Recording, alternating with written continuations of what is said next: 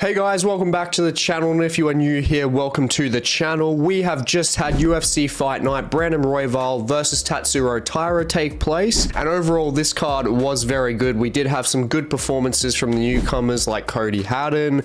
We had the really good performance from Ramazan Temirov, giving that flyweight division more exciting knockout power and just more depth. We had Dawson showing that he is definitely worthy of another top 15 crack, and of course both of the guys in the main event putting on one of the fights of the year, and we did pretty well on this card. We went 10 and 12 on predictions, with 8 of those predictions being perfect outcomes as well. So we'll get into all of those fights. I'll be recapping every single one of them and also recapping the best moments of the card. So let's kick it off with the first fight of Clayton Carpenter versus Rocha. Now, Clayton Carpenter obviously getting this one done by a rear naked choke. A very impressive kind of all well-rounded performance, to be honest. He was landing good strikes. I will say he did outland Rocha, but Rocha was probably giving him a bit more to think about on the feet, mainly down to the boxing and just the hand speed realistically. And in the second round, he did have a pretty nice flying knee attempt.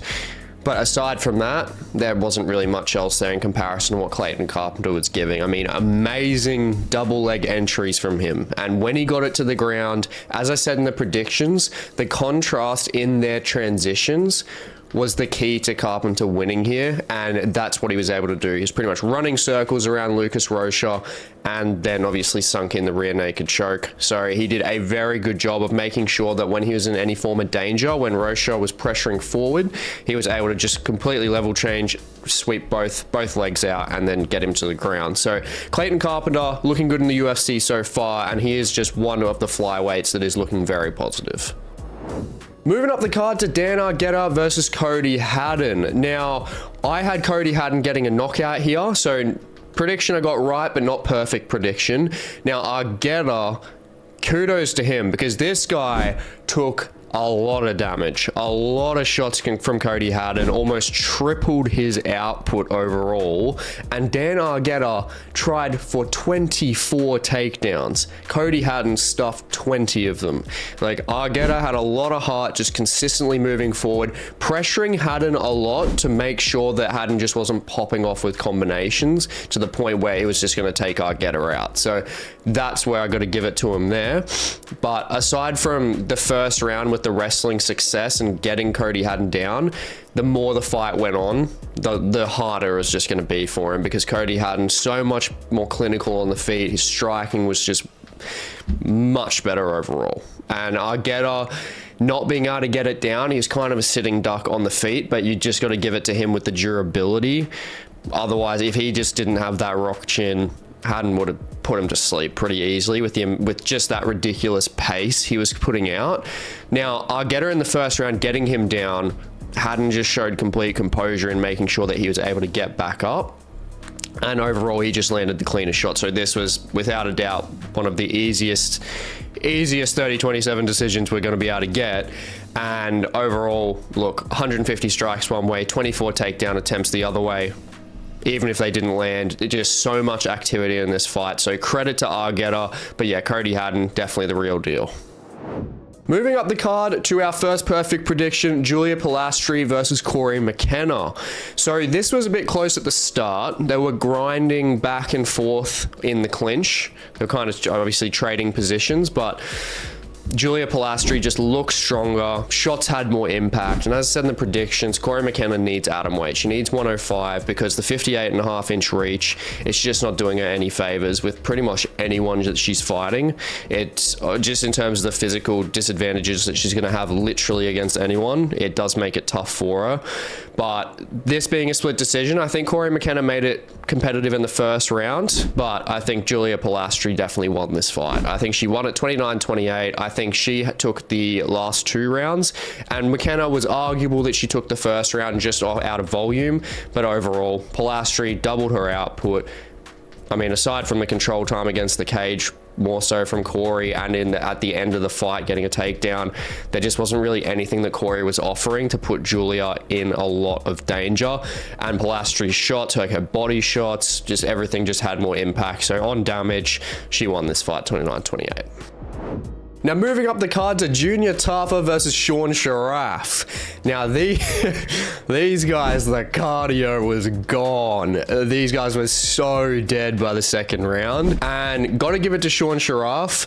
The fact that he's come in on like 4 days notice, you know, cardio not going to be that good anyway, but I mean being even worse than it normally would be. He had a lot of volume in the first round, and honestly, if the first round kept going, he probably would have got Tafa out of there. He had him fully mounted, basically had his back, and then obviously the round ended.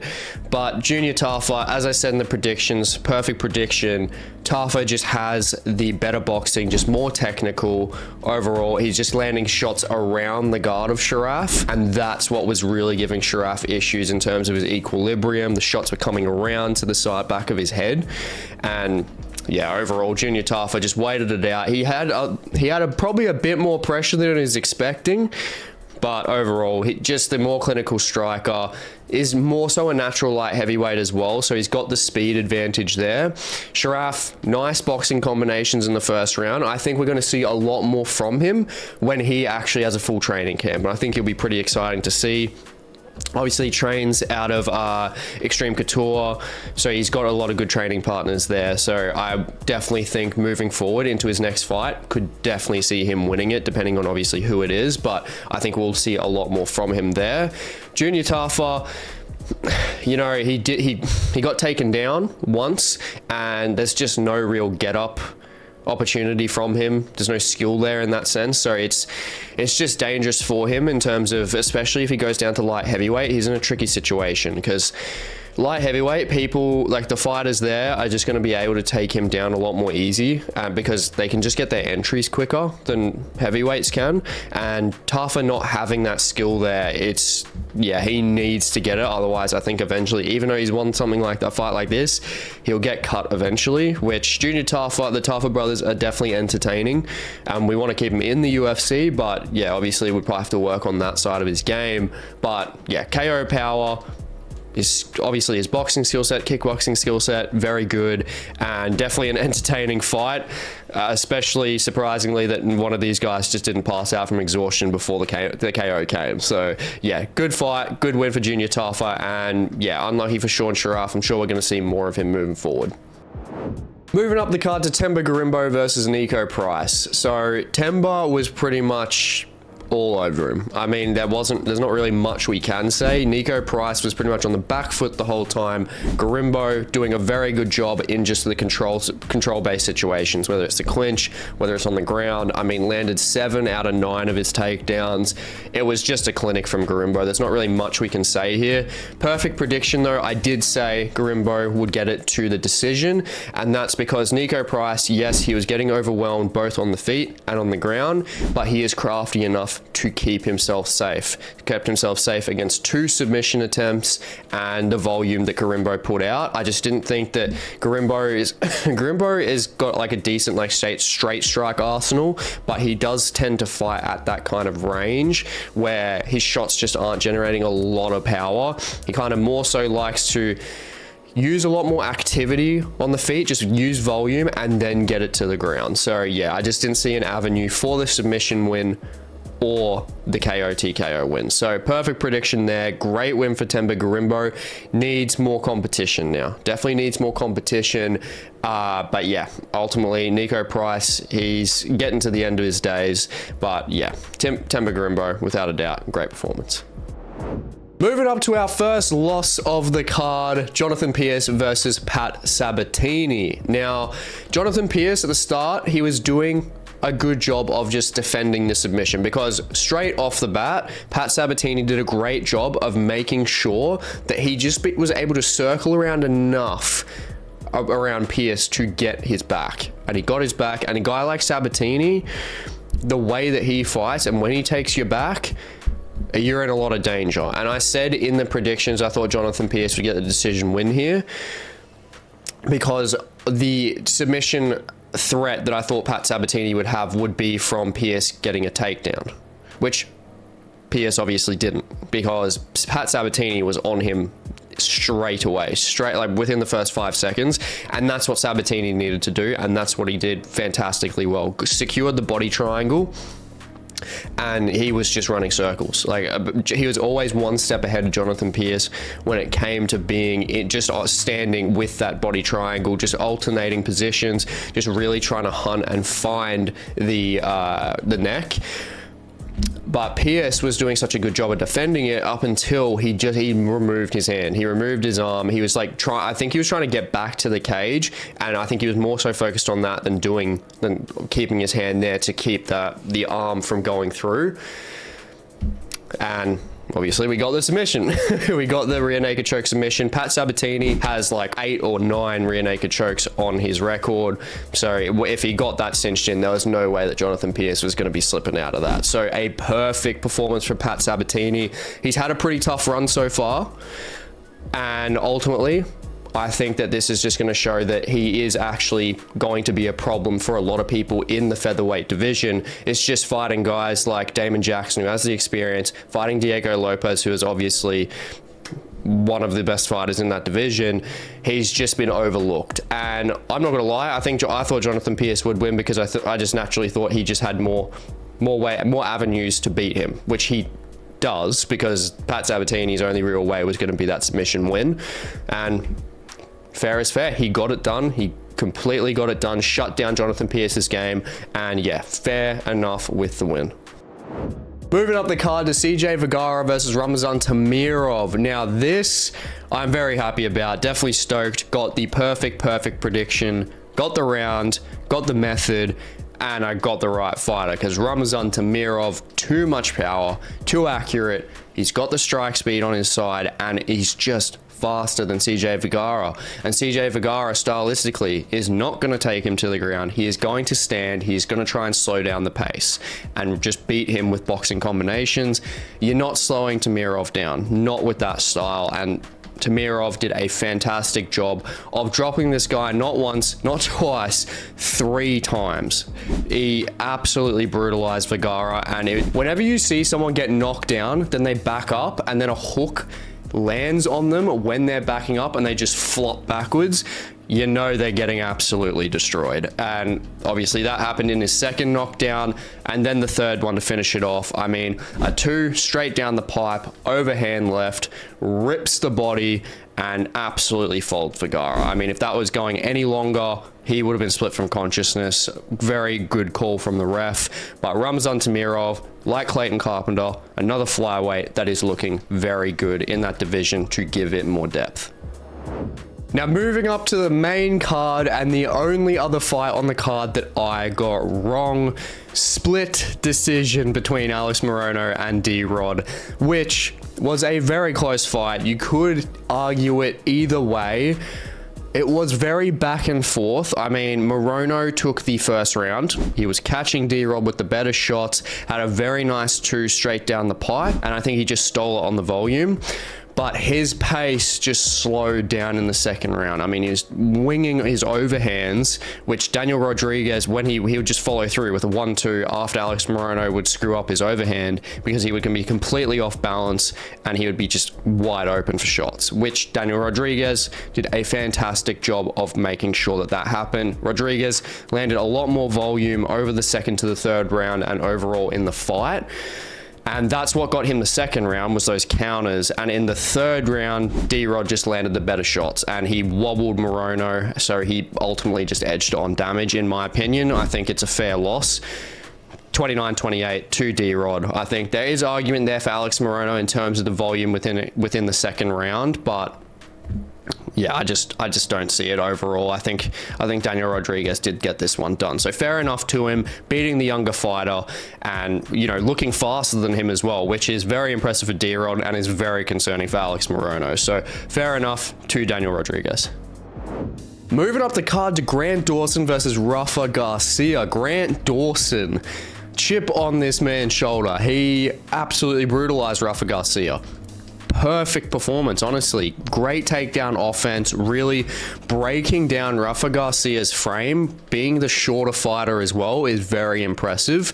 And not only with the performance, I mean, he had the crowd going the whole time, obviously talking about his wife, but I mean, fair enough if you're having performances like that, because Grant Dawson got the second ever KO finish of his career in this fight, and he made Rafa Garcia's face a mess. I mean, there was cuts on his face, there was blood running down, and Grant Dawson just positionally, transitionally, just had Garcia exactly where he wanted him. I mean, the elbows which cut him were very good.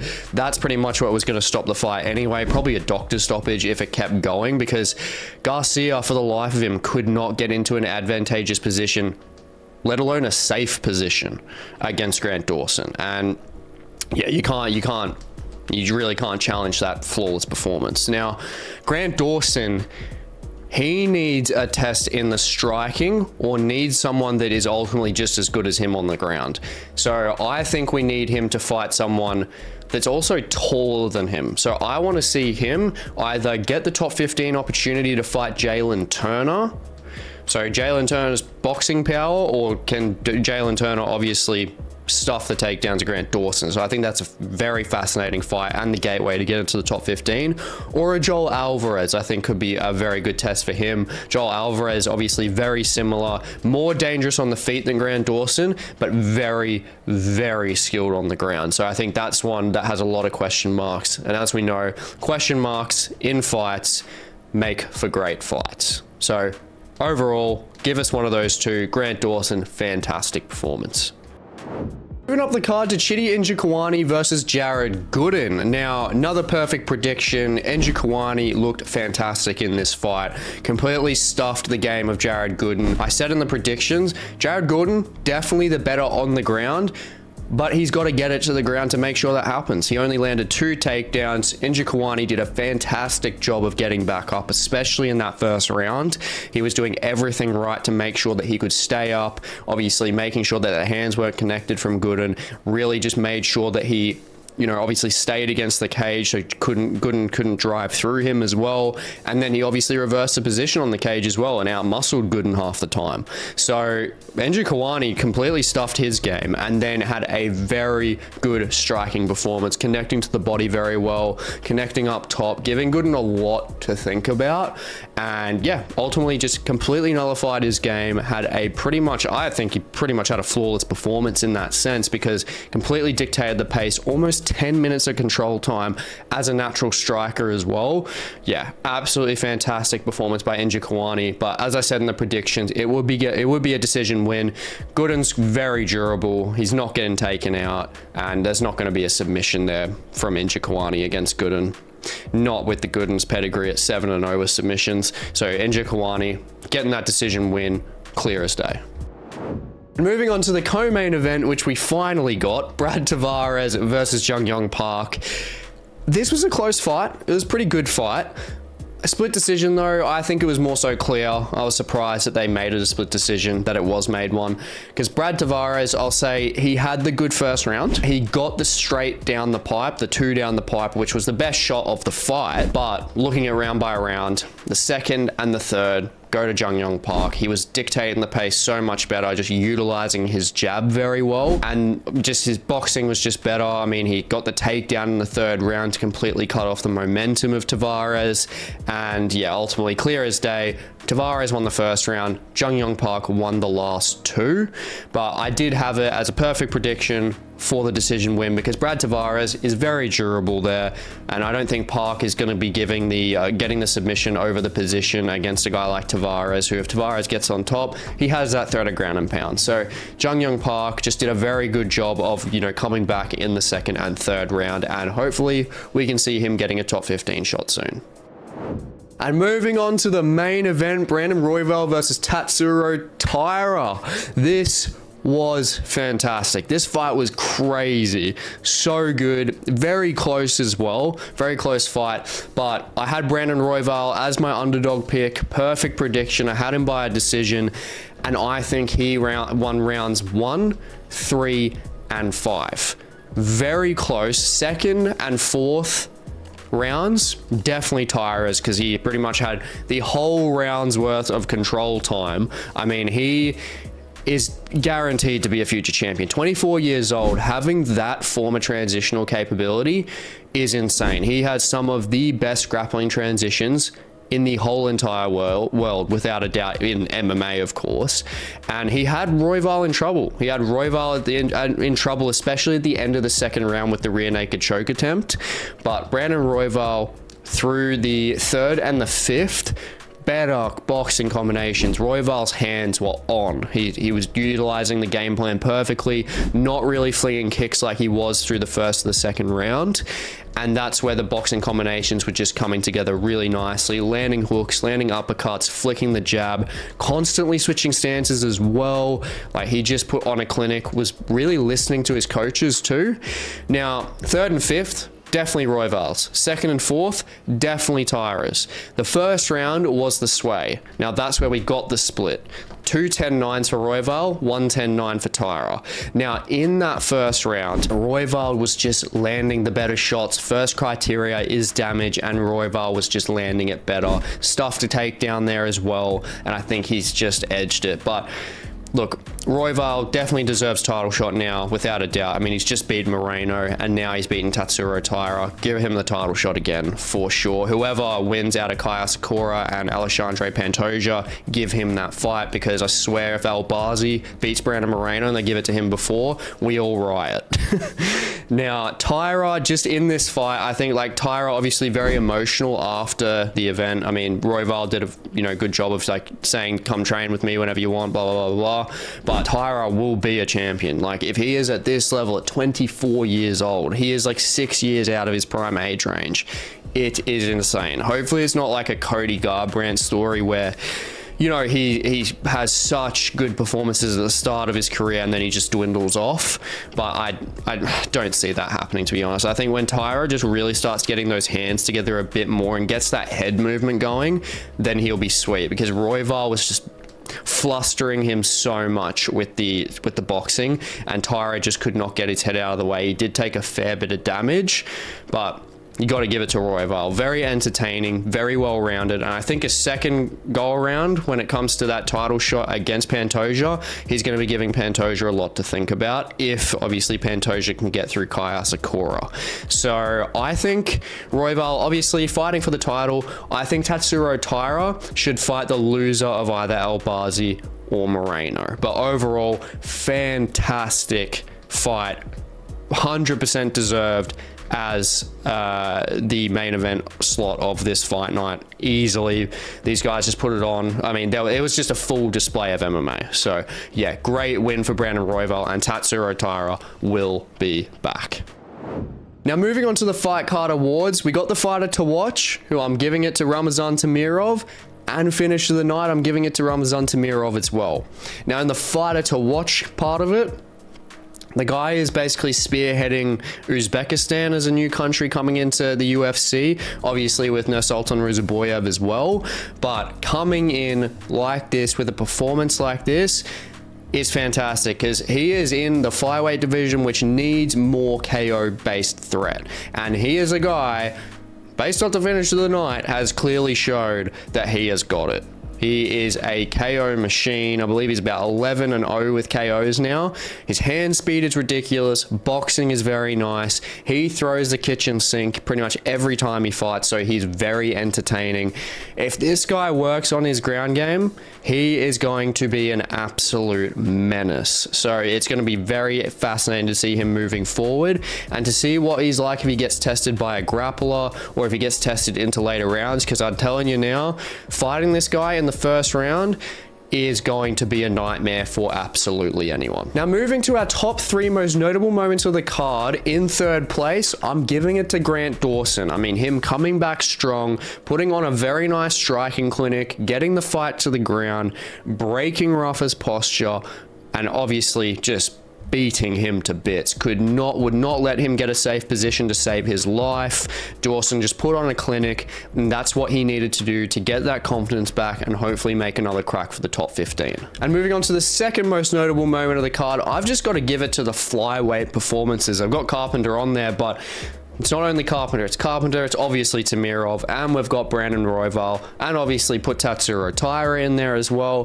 The flyweights, they're really just displaying at the moment that the division is not only exciting with these kind of performances, but because they've been overlooked. You know, they're the lightest weight class that the UFC's got. The whole Demetrius Johnson arc and everything, where the whole division was going to get cut out, which was insane looking back at it retrospectively, and you look at everything now and look how the divisions unfold and how entertaining their fights are. I mean, the last like 3 to 4 flyweight title fights have been absolute wars. I mean, that consistently, honestly, flyweight's probably been the best like title fight that we've gotten. Like, as a division, it's probably been the best, most consistent title fights that are entertaining, without a doubt. I mean, I don't really see how there's an argument there, because we get fights like in welterweight, we get fights that are, you know, in middleweight or even lightweight that are entertaining, but sometimes you do have them getting drowned out by like wrestling and like, you know, like Bilal Muhammad and everything like that. I'd probably say the only one that can excuse it is probably like lightweight, you know, with performances from Islam, who has great kickboxing and everything. But flyweight, you look at guys like Pantoja, who's, you know, he has good wrestling, but he trades on the feet, very similar to the way Islam fights as well. So, you know, it's really just putting a spotlight on the flyweight division, and having just even these fighters that we've just had in this card and the performances they're put on. Honestly, I'm very keen to see what the flyweight division has moving forward. And moving on to the best, most notable moment of the card, I mean, just give it to the main event. Complete full display of MMA, crazy transitions and heart from Tatsuro Taira. I mean, the durability there from the absolutely great striking that Royval had, and not only that, the submission defense that Royval had as well when it got to the ground and Taira had him in some dangerous areas. They both had each other in danger. They both showed a lot of heart. I mean, the full display of MMA was there, and ultimately, I don't think there's a loser here, realistically. Royval's obviously going to fight for the title, but if Taira can fight a guy that is as good as Royval, at 24 years old, he will 100% be a champion at some point. If you want to see more MMA based content, definitely check out my mythical matchups video on Jose Aldo versus Anthony Pettis back in 2015, where Jose Aldo would have gone for double champ status. Would he have won it? Check it out in the video on the screen. And thank you guys for watching, and I will catch you in the next one.